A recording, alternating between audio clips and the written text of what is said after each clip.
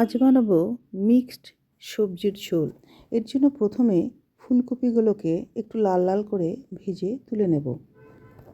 এবার ওই তেলের মধ্যেই জিরে, শুকনো লঙ্কা, তেজপাতা ফোড়ন দিয়ে দিলাম।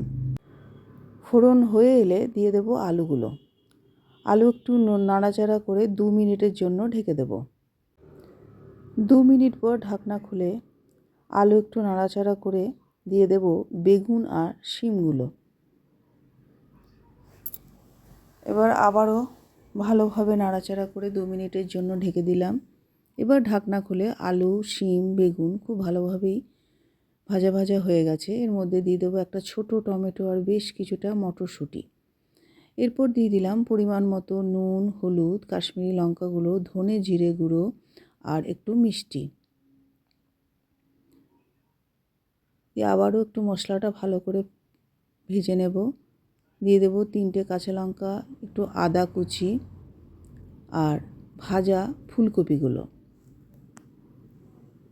সব কিছু দিয়ে একটু নাড়াচাড়া করে দিয়ে দিলাম পরিমাণ মতো জল। এবার মিনিট 10-এর জন্য ঢেকে দিলাম। 10 মিনিট পর ঢাকনা খুলে দেখুন ঝোল একদম রেডি। নামাবার আগে দিয়ে দিলাম ফ্রেশ ধনেপাতা।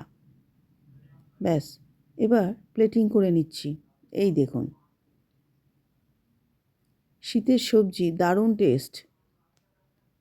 ফুলকপি, শিম, বেগুন, আলু দিয়ে ঝোল। যারা বড়ি পছন্দ করেন তারা অবশ্যই এতে বড়ি দিয়ে দেবেন, তাতেও দারুণ টেস্ট হয়। তাই দেরি না করে আপনারাও করুন আর সবাই ভালো থাকুন।